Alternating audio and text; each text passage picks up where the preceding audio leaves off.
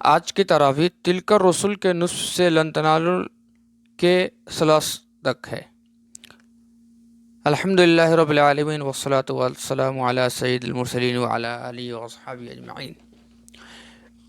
یہاں سے پھر بنی اسرائیل کا ذکر ہے کہ وہ اللہ کے احکام کا انکار کرتے ہیں اور پیغمبروں کو ناحق قتل کرتے ہیں، اور ان لوگوں کو بھی ناحق قتل کرتے ہیں جو انصاف کا حکم دیتے ہیں۔ ایسے لوگوں کو دردناک عذاب کی خوشخبری سنا دیجیے۔ کچھ آیتوں تک بنی اسرائیل کے جرائم کا، اللہ کی کتاب سے اعراض کا اور ان کے من گھڑت عقائد کا ذکر ہے۔ ان آیات کے بعد اللہ کی عظمت و جلال کا بیان ہے۔ اے اللہ، تو جس کو چاہے سلطنت عطا کرتا ہے، جس سے چاہے سلطنت چھین لیتا ہے، اور جس کو چاہے عزت دیتا ہے، جس کو چاہے ذلت دیتا ہے۔ تیری ہاتھ میں خیر ہے، بلا شبہ تو ہی ہر چیز پر قادر ہے۔ تو ہی رات کو دن اور دن کو رات میں داخل کرتا ہے۔ تو ہی زندہ کو مردہ اور مردہ کو زندہ سے نکالتا ہے، اور تو ہی بے حساب رزق عطا کرتا ہے۔ آگے کچھ انبیاء کرام علیہم الصلاۃ والسلام کا ذکر خیر ہے۔ پھر حضرت مریم علیہ الصلاۃ والسلام کا ذکر شروع ہوتا ہے کہ ان کی والدہ نے منت مانی تھی کہ جو کچھ میرے پیٹ میں ہے اس کو تو مجھ سے قبول کر۔ جب وضع حمل ہوا تو انہوں نے عرض کیا، اے اللہ، میری تو بیٹی ہوئی ہے، میں نے اس کا نام مریم رکھا ہے۔ اللہ تعالیٰ نے ان کی یہ منت قبول کر لی اور حضرت مریم علیہ الصلاۃ والسلام کو حضرت زکریا علیہ الصلاۃ والسلام کی کفالت میں دے دیا۔ جب بھی حضرت زکریا علیہ السلام حجرے میں جاتے تو حضرت مریم کے پاس رزق دیکھتے اور پوچھتے، اے مریم، یہ رزق تیرے پاس کہاں سے آیا؟ وہ کہتی کہ یہ میرے اللہ کے پاس سے ہے، بلا شبہ اللہ بلا حساب رزق دیتا ہے۔ وہی حضرت زکریا علیہ السلام نے یہ بھی اپنے لیے اولاد کی دعا کی، اور دعا کے نتیجے میں حضرت یحییٰ علیہ السلام کی پیدائش عمل میں آئی۔ آگے پھر حضرت مریم علیہ السلام کا واقعہ تفصیل سے بیان کیا گیا ہے کہ اس میں یہ بھی ہے کہ فرشتوں نے ان سے کہا کہ اے اللہ، تجھے اپنے ایک حکم کی بشارت دیتا ہے، کہ اللہ تجھے اپنے ایک حکم کی بشارت دیتا ہے جس کا نام مسیح ابن مریم ہے۔ آگے حضرت عیسیٰ علیہ السلام کے کچھ اوصاف بیان کیے گئے ہیں اور بتلایا گیا ہے کہ اللہ ان کو بنی اسرائیل کی طرف پیغمبر بنا کر بھیجے گا، اور وہ جا کر یہ کہیں گے کہ میں تمہارے پاس تمہارے رب کی طرف سے کچھ نشانیاں لے کر آیا ہوں۔ پھر وہ ان کو کچھ نشانیاں دکھلائیں گے۔ پھر جب حضرت عیسیٰ علیہ السلام کو بنی اسرائیل کے کفر کا حال معلوم ہوگا تو وہ پوچھیں گے کہ اللہ کی راہ میں میری مدد کرنے والے کون ہیں؟ حواری کہیں گے کہ ہم ہیں مدد کرنے والے، مگر ان کی قوم نے حضرت عیسیٰ علیہ السلام کے خلاف سازشیں کی اور اپنی دانست میں انہیں سولی پر چڑھا دیا، لیکن اللہ نے انہیں آسمان پر اٹھا لیا۔ یہ قصہ بیان کرنے کے بعد اللہ تعالیٰ نے اپنے نبی کریم صلی اللہ علیہ وسلم سے ارشاد فرمایا کہ ہم آپ کو یہ آیتیں اور حکمت کی باتیں سنا رہے ہیں۔ ان کے بعد نجران کے عیسائیوں کا ذکر ہے کہ اگر وہ اتنا سمجھانے پر بھی سمجھ نہیں رہے تو ان کو دعوت مباہلہ دو۔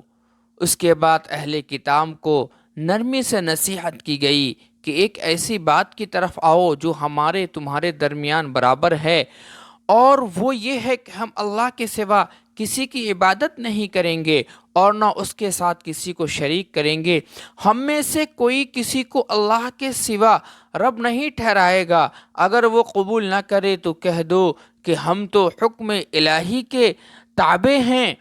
اے اہل کتاب، حضرت ابراہیم علیہ السلام کے بارے میں کیوں جھگڑتے ہو؟ حضرت ابراہیم علیہ السلام تو پہلے کے ہیں، تورات و انجیل تو بعد میں نازل ہوئی ہے۔ نہ وہ یہودی تھے نہ وہ نصرانی، بلکہ وہ تو خالص مسلمان تھے اور مشرک نہیں تھے۔ یہاں سے تقریباً 24 آیت تک اہل کتاب کی خیانتوں، رشہ دوانیوں اور کٹ حجتیوں کا ذکر ہے۔ آخر میں خدا کی طرف سے یہ دو ٹوک اعلان ہے کہ جو شخص اسلام کے علاوہ کوئی دوسرا دین قبول کرنا چاہے گا تو ہرگز اس کا دین قبول نہیں کیا جائے گا، اور وہ آخرت میں نقصان اٹھانے والوں میں سے ہوگا۔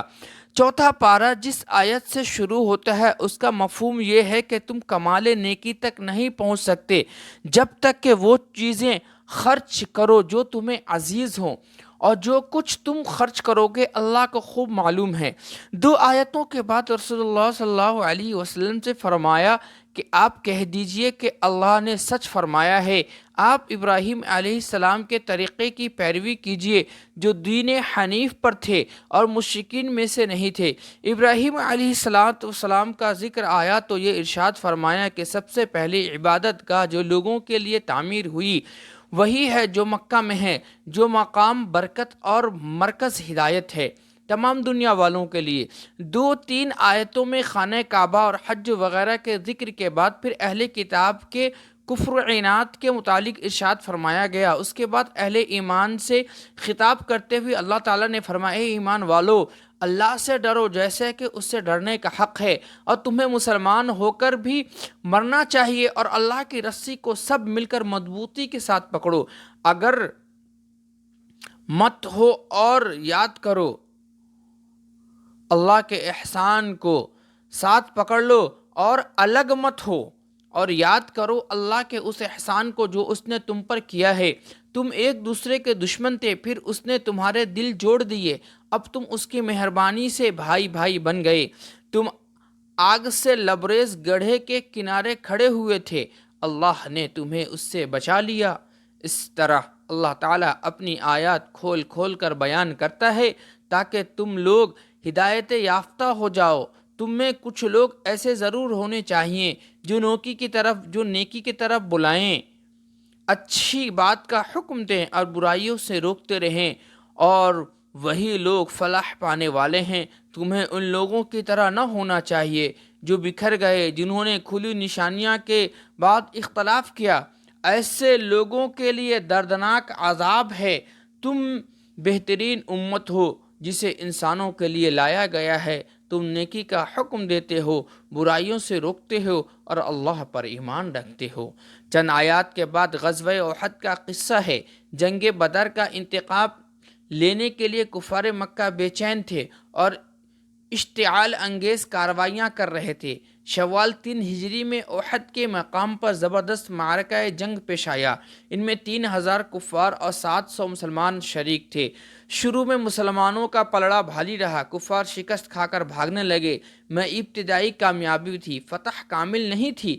کچھ مسلمان مال غنیمت جمع کرنے لگے، اور جن تیر اندازوں کو عقبی گھاٹی کی حفاظت کے لیے سرکار دو عالم صلی اللہ علیہ وسلم نے معمور فرمایا تھا، وہ بھی یہ دیکھ کر کہ دشمن بھاگ رہا ہے اپنی جگہ چھوڑ کر غنیمت کی طرف لپکے، انہوں نے مورچہ خالی چھوڑ دیا۔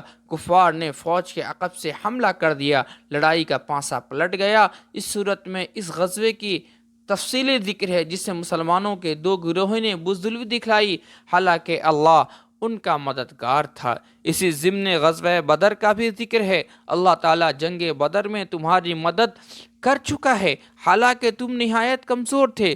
غزوہ بدر 17 رمضان المبارک 2 ہجری کو پیش آیا تھا۔ غزوہ بدر کے ذکر کے بعد غزوہ احد کا ذکر ہے، جس میں سرکار دو عالم صلی اللہ علیہ وسلم کے دائیں طرف کے نچلے دانت کا کنارہ شہید ہو گیا اور چہرہ انور لہو لہان ہو گیا۔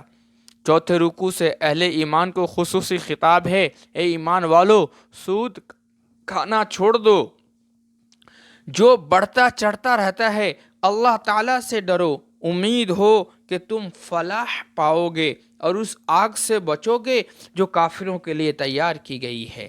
اللہ اور اس کے رسول کی اطاعت کرو، مغفرت کی طرف، اس جنت کی طرف سبقت کرو جس کی وسعت آسمانوں اور زمین جیسی ہے، جو پرہیزگاروں کے لیے تیار کی گئی ہیں، جو فراخی تنگی دونوں حالتوں میں مال خرچ کرتے ہیں، غصہ پی جاتے ہیں اور لوگوں کو معاف کرتے ہیں۔ اللہ تعالیٰ نیک لوگوں کو پسند کرتے ہیں، اور یہ ایسے لوگ ہیں کہ اگر ان سے کوئی گناہ سرزد ہو جاتا ہے یا اپنے ظلم پر بیٹھتے ہیں تو انہیں اللہ یاد آتا ہے اور وہ اللہ سے اپنے گناہ کی مغفرت چاہتے ہیں۔ اس رکوع کے غزوہ احد میں شکست کے دل برداشتہ مسلمانوں کو تسلی بھی دی گئی ہے کہ دل شکستہ نہ ہو، غم نہ کریں، تم ہی غالب رہو گے اگر تم مومن ہو۔ آگے متعدد روایات میں غزوہ احد کے مختلف واقعات کا ذکر ہے۔ آخر میں فرمایا، اے مسلمانوں، تم ان لوگوں کی طرح مت بنو